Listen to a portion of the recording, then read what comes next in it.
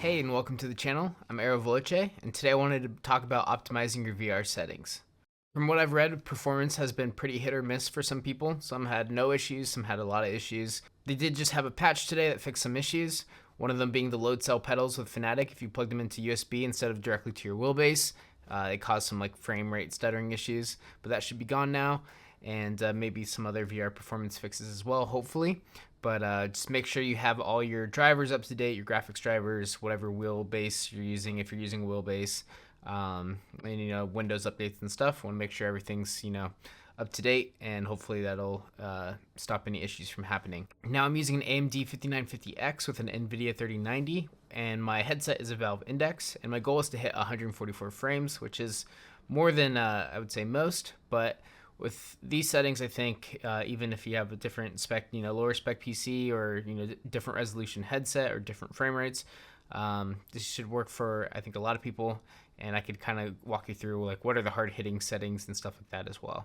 And make sure you're booted up in VR mode because the settings will be different if you boot it up in just the regular flat screen mode. But to start off here, we're gonna go to the video mode. First thing, anisotropic filtering 16x. I don't think there's much performance difference with modern GPUs. Anything in the last couple years, I think it should be fine with that. The big one for clarity is anti-aliasing TAA and Fidelity FX sharpening. I found this one to be the clearest. There's also the NVIDIA DLSS and the AMD FSR. I would only run those if you absolutely were even on all low settings or something, we're struggling to hit the frame rate target you're trying to reach, because it will make the game slightly blurrier, but it does give a pretty significant boost in FPS. But I would say start off using Fidelity FX sharpening because this will give you the best image, and I'd rather have a very sharp image, even with less quality graphics, than really fancy graphics that just look like a blurry mess. So yeah, that's all we're going to touch here. No dynamic resolution or anything like that. Now the settings I'm using, for most cases, I could actually bump them up a little bit higher and get the exact same frame rates on clear day, no rain, open tracks.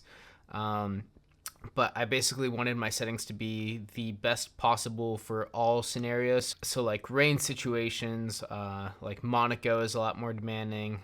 So basically I noticed with some settings, I might get 144 frames, and then in the rain on Monaco, I'd get 70 frames per second. So this was basically, my goal was to try to have, as close to capping out my frame rate of my headset in all different possible scenarios, ton of cars on the grid, wet, whatever, every track, stuff like that.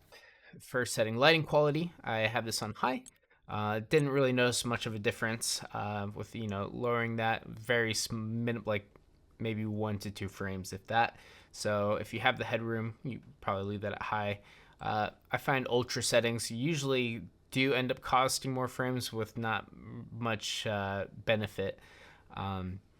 So pretty minimal performance on lighting quality. Now post-processing, this is one that's pretty chunky, so this one might cost 5 to 10 frames or maybe more depending on what your system is. So I just run that at low. Shadows, once again, minimal performance, probably 1 to 2 frames in my case. The same thing with particles, not really costing any frames there. Crowd, I have set to low. In VR, you're not looking at the crowd. I don't even think I saw a difference in how much of the crowd is there. I think it's probably just the quality of the crowd if you were zoom in onto them. So low. It was a couple frames. Definitely a useful amount of performance boost to have that on low, and you're not really losing out on anything. Mirrors I have set to high. This one, if maybe if you're struggling to get where your target is, you might want to reduce to low, but I want to make sure that my mirrors are going to be nice and clear because it's important to see what's around you, and just make sure you're racing clean and you can see everything going on nice and sharp.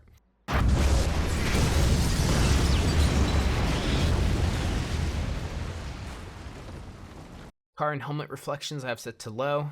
You're not really seeing helmets and reflections all that much while you're in VR anyways. But we still get some of the detail with low instead of having it at ultra low, and it saves us a couple frames as well.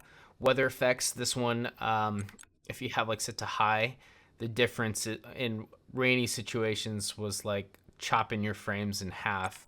So definitely recommend low on that, and it still looks like it's not like you're missing out on rain effects.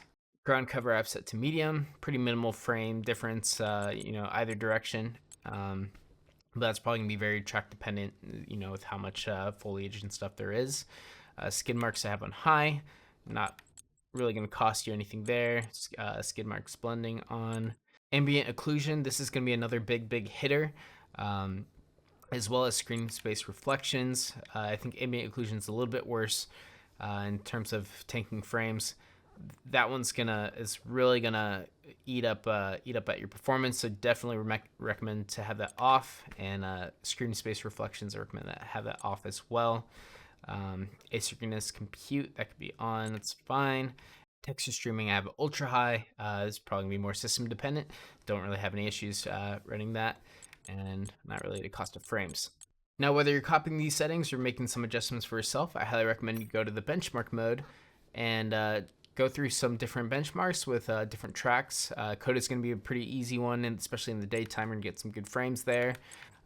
Monaco in the wet, that's going to be one that's really going to test your system. You want to throw yourself in the worst case scenarios to make sure that even then you're going to have some good frames. So definitely wet conditions is gonna cost you a little bit more. So just set it to 1 lap and turn on the FPS counter so you can see what situations might be costing you frames, and just run a benchmark test, and then hopefully your performance is good. Well, that's pretty much it. I hope that helps you get a better driving experience in VR. And if it did, I'd greatly appreciate a thumbs up on the video.